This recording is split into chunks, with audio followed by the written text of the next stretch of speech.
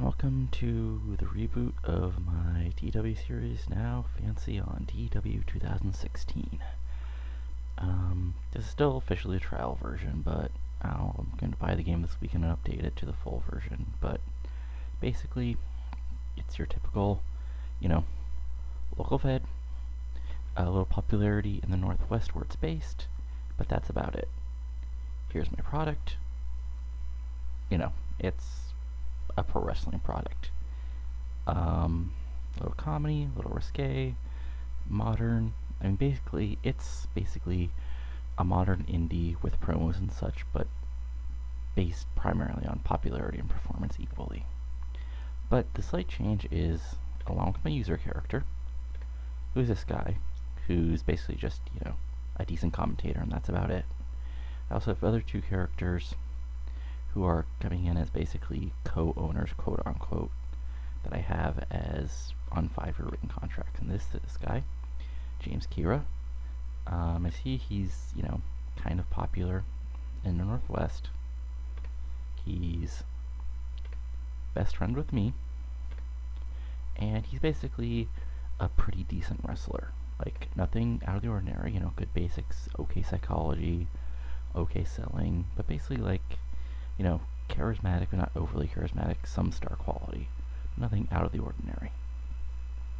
And, he's a heel on a very good high society gimmick. Now, my other guy is Youth Gone Wild, using this nice, preset mask, I guess surfing, wild, who knows. But, 25 years old, upper mid-carder, face, thrill seeker, cell phone, 3% prestige mask, good job. And this guy is, he's a little worse at basics, a little bit of psychology, but he's a little better seller, far more athletic. But the big thing is aerial and flashiness. He's the high spot guy, He's a cruiserweight, that's what he does. And he's a little less popular, but he's also, strong friendships with Kira and best friends with Jesse Ewok. That's me. So there you go. Now, for the rest of my roster. Now, these are, as this is a 10% in Northwest Fed, I ordered, hired a lot of guys from the Northwest and also a lot of cheap guys. So first, just to get him out of the way, Jess McArthur, he's my ref. He's a referee. Reese Page, she's the cheap road agent you hire on the lower level. So there you go. But for the rest of my roster, Ace Youngblood, from Ma, he's a main eventer. He's, Ace Youngblood. He's that guy. He's going to have a gimmick of Native American because that's what he does. Next up, Avalanche Chicano. He's coming from Japan for 2 years as a young lion. I have him as a raging bull, but a baby face. So, let's just see how it goes. Then we have Brady Prince, who is around forever. I'm booking him as a traditionalist. He's also a main eventer. He's, he's okay. Then there's Cowboy Buck Winchester, who's, actually okay charismatic, but, he's a young guy.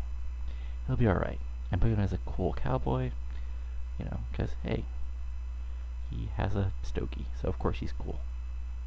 Next up, we have Davis Wayne Newton, also known as the guy who, every other prior TEW you hire as a young guy. But now he's getting older, so it's actually more realistic how good he is.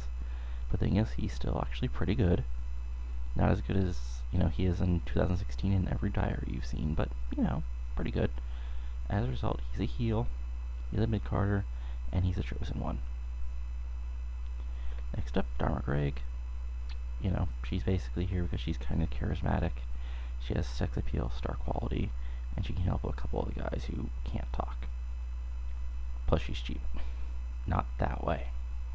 Then we got Joji, who's local, who's going to probably be one of my top baby faces, who's, high flyer, show stealer, managed by Dharma Gregg because the guy can't talk.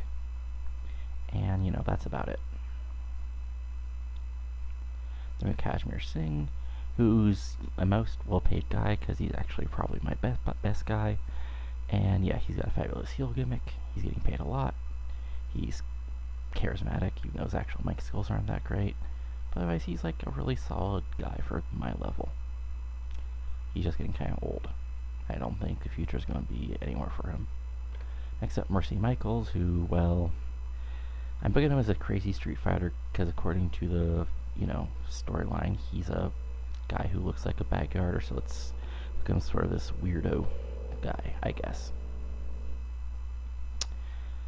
Then we got Ricochet Ramon, who, if you see here, he works out as a heel originally, but he's almost as good as a face as a heel, and 80 baby faces, so he's just a cocky baby face, a homeless version of Razor Ramon as a baby face, I guess, because he's young. He's got some stuff going for him, but not a whole lot. Then we got Riley McManus, who's going to be one of my top baby faces. But unfortunately, well, he's kind of boring. Like, he might be the other guy that Dharma Greg ends up managing because I don't know what else I'm going to do with him. He's just good. Also, we got Mori and Babu. They're masked weirdos, so that's what they're being booked as, masked weirdos. The Night Terrors will continue here in the Northwest. Next we got Roger Montero, another guy who is almost good as a heel as a babyface, but he's being booked as a rebel. He's a mid-carder. He could do something like Native American Heritage. Tag team with Ace Youngblood? Who knows? But, again, another young guy. Then we've got the Architect. Evolution, cocky gimmick, upper mid-carder heel. What else can you love or not love? But, he's another upper mid-carder, so he knows what he's doing. Aside from that, there's just the first show. So let's go to it. One other thing, just so you know, creative meeting. It's who you expect it would be. All these guys are pretty good. Next big things. Hey, Dave Sweet Newton, shocker! Announcer is, well, me. And the backstage is, well, it's help because, I'm sort of stacking the deck. Production, we're a small indie company, so we've got nothing. We got a ring, we got friends and families, or the workers themselves. We got, some dude I know filming the camera, and, using real music, and we're putting it all on the internet because it's not like we can sell shows. So, and finances, kind of the gimmick I'm using is that James Kira is sort of rich, and he's self-funding this for the moment, or partially self-funding this. We're doing this in the Northwest, and we've got the first show booked up. So, let's do this. Run the show, and here we go. Okay, first up, we got our 4 top main eventers: Joji, Youth Gone Wild, James Kieran, Architect. They all come out, they argue, blah blah blah, we're the future of this company, we're the best, this is the new era of Northwest Wrestling. I come up from, the mic and say, look, you guys are just booked together in a tag team match to main event on our first show. 40 minus, not too bad. Let's look at the year. Okay, so we got Joji, debuting as Show Stealer, cool gimmick, that's got above average, cool. Architect got a below average for his evolution gimmick. Dharma Greg can really sell that old school Valid gimmick because, well, she's hot. And, hey, Angle got the crowd hotter. Everybody wins. So next up to our first actual match.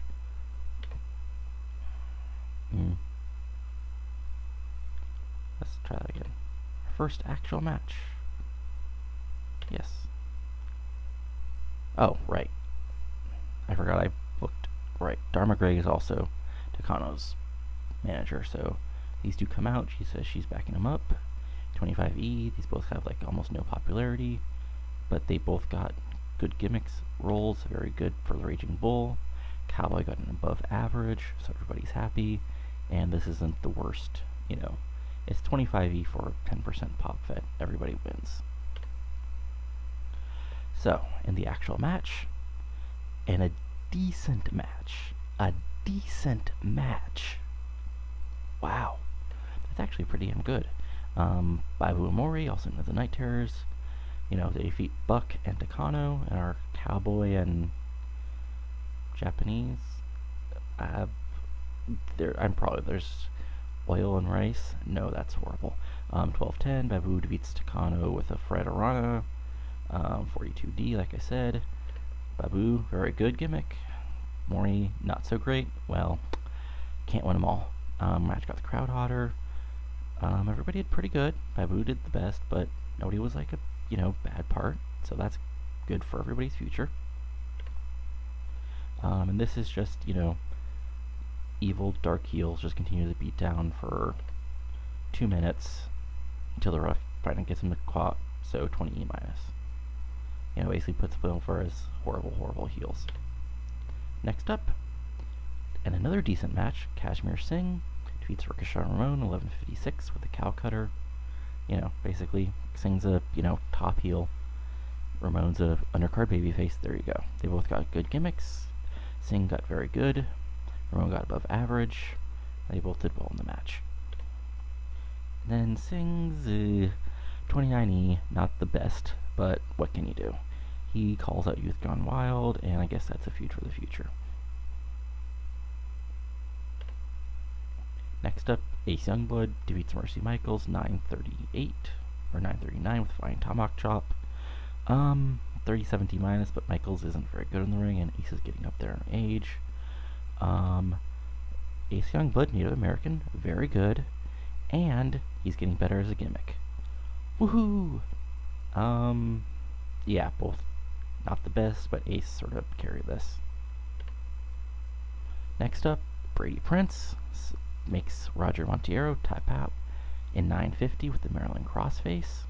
That gets a 41D, so another solid match for my level. But unfortunately, got a very below average for this, so we'll just sort of ride this out for a while. Monteiro got a very good gimmick. And actually, Monteiro outworked Prince, so that's something to look about for in the future. Next up, Brady Prince can use the beatdown. Ace Youngblood saves. He's still getting better as gimmick, but 22 E minus. But, nobody's really over yet, so there you go. Oh, wait, no. I thought this was a match. This is just a promo. And actually, for a promo, this is pretty good. Davis Wayne Newton, Chosen One gimmick is okay. Riley McManus is very good.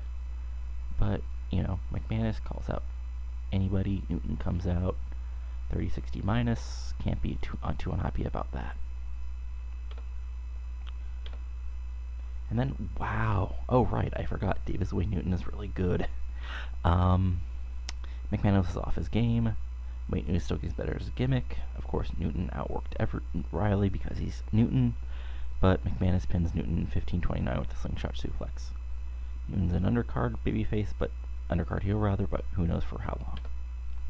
Then in our main event, that doesn't quite outwork the undercard because Newton is way too good for this fed.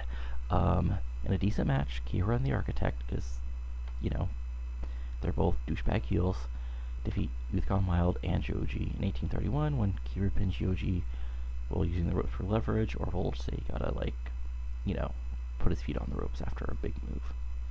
Dharma did good work at ringside, and, everybody did pretty good in the ring. Architect was the worst worker, but it was only like a 6-point difference. So can't complain about that. And then, Kira and Architect celebrate in the ring, and that gets some boos from the big crowd. So, here we go.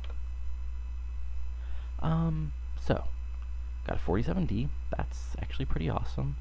So let's make a speech. Actually, let's praise Davis Wayne Newton. Praise, actually, let's praise,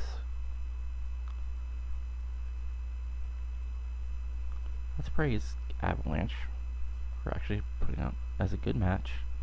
And then let's praise Joji, because he was in our main event. And hey, everybody is happy. Woohoo! So, once this comes through, and we make sure that nobody got injured, stolen, or is otherwise upset at me in the first week, and this takes forever because it's TEW, we will close things out here for my first episode. So, let's find this. Extremely positive. Great show from them. So, there we go. Boom. And oh, Hellbouncer to sound for USPW. There's that for your news.